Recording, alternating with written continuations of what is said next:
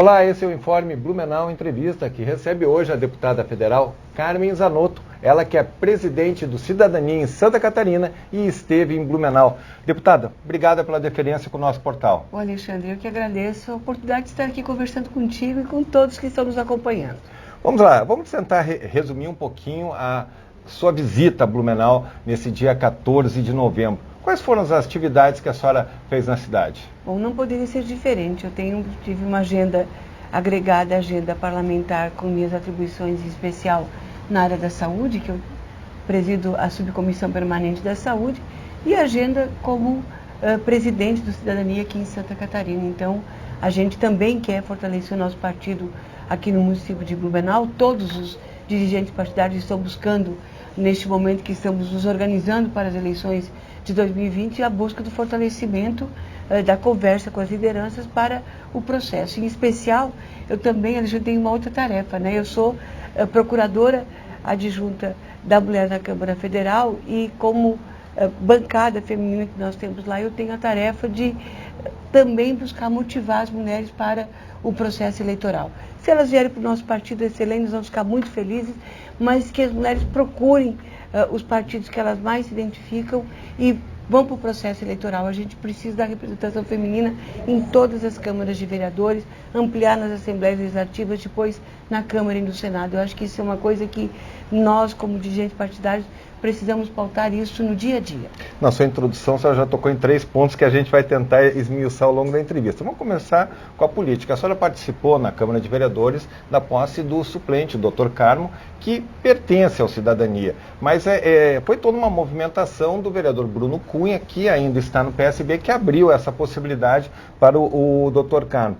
Como é que estão as conversas com o vereador Bruno Cunha? Como é que a senhora pensa em administrar essa situação? Porque o vereador Bruno Cunha foi o segundo mais votado na última eleição e tem um potencial bastante grande. Nós estamos conversando. Primeiro, quero agradecer imensamente o vereador Bruno Cunha por ter aberto espaço. Eu já fui suplente e o titular, inclusive, não era nem da minha legenda. Nós estávamos, naquele momento, agora ainda permitidas coligações. E foi com muito respeito que eu exerci o mandato na condição de suplente. Eu acho que o conjunto de suplentes ajudam a fazer também a nominata dos titulares. Então, dar a oportunidade a eles de assumirem é muito importante. Então, a gente é muito grato ao vereador Bruno. Nós estamos conversando com o vereador Bruno, as nossas lideranças aqui do Cidadania.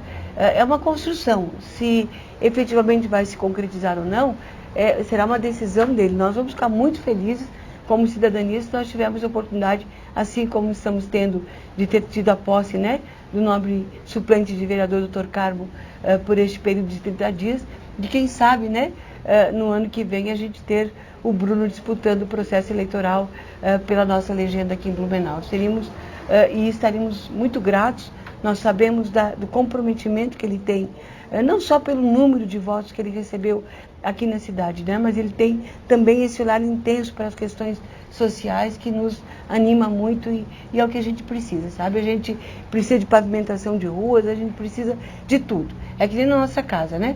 O município precisa de inúmeros itens, mas tem alguns que não podem esperar e o setor saúde e as questões sociais também, muitas vezes, são tão relevantes ou mais do que uma obra de pavimentação. A senhora fala muito em saúde, é a sua área de atuação. Como é que a senhora avalia o Sistema Único de Saúde? Tem alguns, inclusive, que defendem, inclusive, a extinção. Qual é a importância que a senhora vê nesse sistema? Como é que pode se fortalecer ainda mais esse tipo de política pública?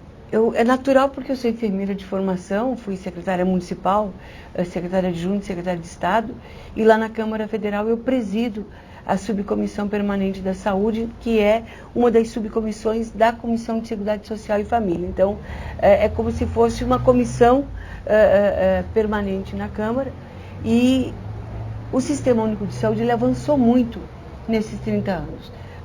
Não dá para a gente imaginar o país sem o Sistema Único de Saúde. Quem defende a extinção dele é porque não conhece, porque todos nós, independente de sermos muito ricos ou não temos nenhuma estrutura financeira, todos dependem do Sistema Único de Saúde. Quando a gente toma água de manhã em casa, essa água é examinada periodicamente pela equipe da Vigilância Sanitária, que é a qualidade da água para o consumo humano. quando a gente vai na padaria comprar o pão, quando a gente vai no mercado, quando a gente vai na farmácia, quando a gente vai numa sala de vacinas. Então, independente da condição financeira, todos somos usuários do Sistema Único de Saúde. Ele avançou muito. O grande gargalo do Sistema Único de Saúde está no seu financiamento. Ele é subfinanciado por parte do governo federal, o ônus está ficando para o conjunto de municípios, que em média estão investindo aí em torno de 24,5%, os estados 14% e a União precisa ampliar a sua cota parte porque os municípios não estão mais suportando. Temos fragilidades, a gente reconhece, em especial com os procedimentos da média e alta complexidade, exames em cirurgias, mas também na saúde a gente tem que priorizar. Por isso que a gente apresentou e conseguimos a aprovação e a sanção presidencial do conhecido hoje projeto dos 30 dias, que assegura aos pacientes com suspeita de câncer, quando o médico prescrever que aquele quadro clínico é uma suspeita de câncer, ele precisa fechar o diagnóstico, que ele possa fazer pelo Sistema Público de Saúde em até 30 dias. Com isso vai complementar uma outra lei, que o texto foi de nossa autoria, que é a Lei 2.732, que trata do acesso aos procedimentos de quimioterapia, radioterapia e cirurgia do câncer. E isso, Alexandre, é tão importante porque esses textos legais, o de 2012 em especial, fez com que o governo federal tivesse que definir uma política pública para aquisição de aparelhos de aceleradores lineares para o tratamento radioterápico para o país como um todo, porque a gente tinha estados brasileiros que não tinha nenhum aparelho de radioterapia. Então, é natural, em função da minha formação, mas a gente não negligencia as demais pautas que saem um pouco dos direitos humanos, como a pessoa com deficiência, o idoso, a mulher. A gente também discute muito, o nosso Fórum Parlamentar Catarinense é muito unido com relação à nossa infraestrutura, né? A nossa 470 está sempre na pauta, quando se discute prioridades, nós sabemos que é a prioridade das prioridades, mas não foi por negligência em nenhum momento da bancada de Santa Catarina, independente de quem estivesse em Brasília, em especial nessas últimas 2 legislaturas, porque a luta foi muito intensa, mas com muita dificuldade a gente vê essa obra concluída. Para encerrar os 3 pontos que a senhora falou na sua introdução, a questão da participação feminina no processo político brasileiro. Onde está a dificuldade? Por que não há mais motivação para as mulheres participarem de fato? Porque nós, mulheres, sempre ocupamos um papel secundário no processo eleitoral. Se a gente perceber, o grande número de mulheres sempre foram elas que ajudaram a organizar os palanques, ajudaram a organizar as reuniões, foram distribuir santinhos, mas sempre abriram mão para os homens disputar. Aí veio a legislação com a garantia de 30% das vagas para poder compor uma chapa que fosse composta por mulheres. E, lamentavelmente, pela cultura, pela questão dos partidos dificultar um pouco a vida das mulheres, o que aconteceu com as mulheres? Elas acabavam indo e não tendo nenhum voto, mas cumpriam com 30%. Agora o Tribunal Superior Eleitoral está muito rígido, então nós acreditamos que estamos avançando, tanto estamos avançando que o financiamento de campanha mostrou o crescimento, quando teve recursos específicos para as mulheres, o crescimento das mulheres na Câmara Federal, que nós tivemos um crescimento de 10% para 15%, que foi bem importante para todas nós, muito significativo. Agora não dá para a gente imaginar estados brasileiros sem mulheres sendo representadas na Câmara Federal e ainda muitas câmaras de vereadores sem a participação das mulheres. Infelizmente, como é o caso de Blumenau, que a senhora acompanhou. Bom, nós estamos aí 11, já estamos no mês 11 de 2019, 11 meses de governo Bolsonaro, praticamente 11 meses desse novo Congresso. Qual é a avaliação de conjuntura que a senhora faz? Como é que a senhora está vendo, com os olhos lá de Brasília, acompanhando toda essa polvorosa da política nacional? Nós estamos vivendo ainda muito extremismo, né? A extrema esquerda com a extrema direita. Qual é o nosso papel na Câmara Federal? É buscar um pouco mais de consenso em algumas pautas importantes, que a gente saia dos extremos e olhe para a população. Eu acho que não nos engrandece em nada essa disputa e essas divergências que ultrapassam a questão ideológica, chegam até a falta de respeito entre os colegas com relação ao processo legislativo. e estamos vivendo muitos altos e baixos, né? Quando a gente pensa que as coisas vão andar, que está tudo tranquilo, que a gente consegue deliberar as matérias, aí vem uma notícia e vem outra e tumultua um pouco o processo. Mas o que a gente precisa fazer é ter foco nos projetos legislativos, tanto aqueles que são resolvidos nas comissões, porque muitas iniciativas legislativas são concluídas nas comissões, tanto da Câmara quanto no Senado, e as pautas que vão para o plenário, buscando sempre melhorar os textos, ajudar no que for possível, porque nós precisamos retomar o crescimento e o desenvolvimento. E para a gente ter crescimento e desenvolvimento e as pessoas terem coragem realmente de investir no país, a gente precisa mostrar mais,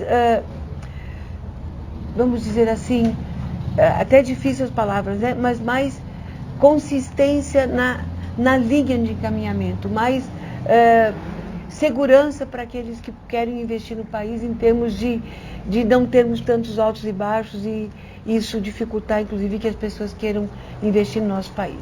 Sua avaliação sobre o governo Bolsonaro? Eu acho que ele está conseguindo, por parte, pelo menos, que nos compete no Congresso Nacional, avançar. Aprovamos aí reformas que eu digo que são reformas importantes, mas doloridas, como foi o caso da reforma da Previdência. Temos pautas importantes agora, como a reforma tributária. Precisamos enfrentar. Eu não acredito mais que neste ano essa matéria consiga ser concluída, vai ficar para o ano que vem, e tivemos alguns avanços. Eu posso destacar algumas coisas importantes na área da saúde, como, por exemplo, a lei que protege e dá uma pensão vitalícia a todas as crianças que nasceram com microcefalia. Para alguns isso pode parecer muito pequeno, mas para uma mãe que teve que deixar o seu trabalho para cuidar do seu filho e perdeu, inclusive, o seu companheiro, o marido, que 70% dos casos os maridos abandonam a família, para mim isso é muito significativo.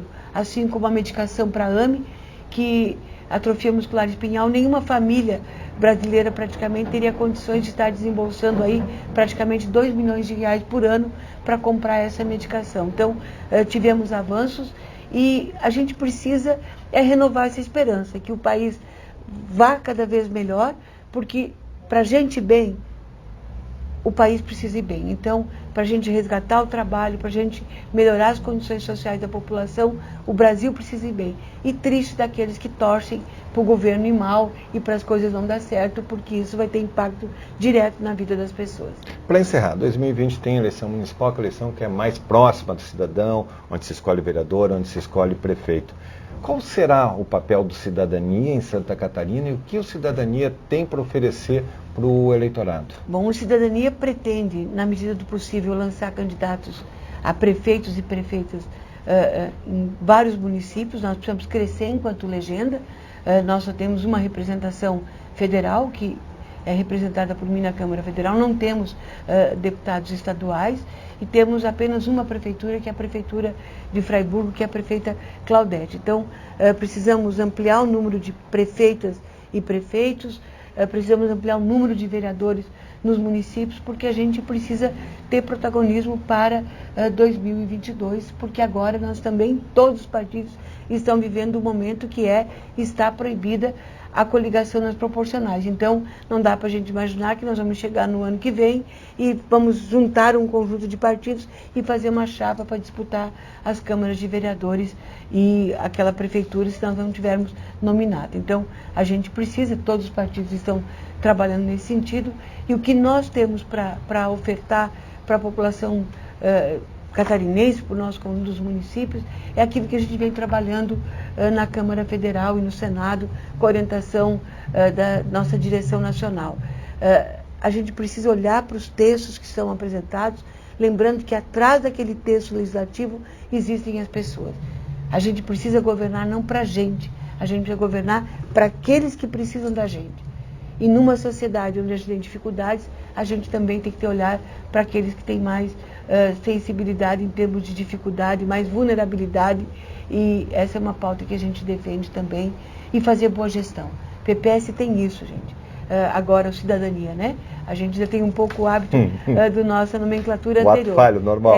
Mas o Cidadania, nós temos isso. Nós temos zelo pela gestão, e é isso que a gente vai pedir a cada um dos nossos representantes, porque o erário público, ele precisa de zelo triplicado. A gente precisa investir bem o recurso público para que as cidades possam ir bem. Então, é um desafio que a gente tem e é uma meta que a gente quer com os que forem disputar o processo eleitoral. Deputada Federal Carmen Zanotto, presidente do Cidadania aqui em Santa Catarina, obrigado mais uma vez pela deferência com o Informe Blumenau aí, e sucesso aí no restante do ano no seu trabalho parlamentar. Obrigada, e muito obrigada, e forte abraço a todos que nos acompanharam. Esse é o Informe Blumenau Entrevista, sempre trazendo alguém de interesse da nossa comunidade. Até a próxima.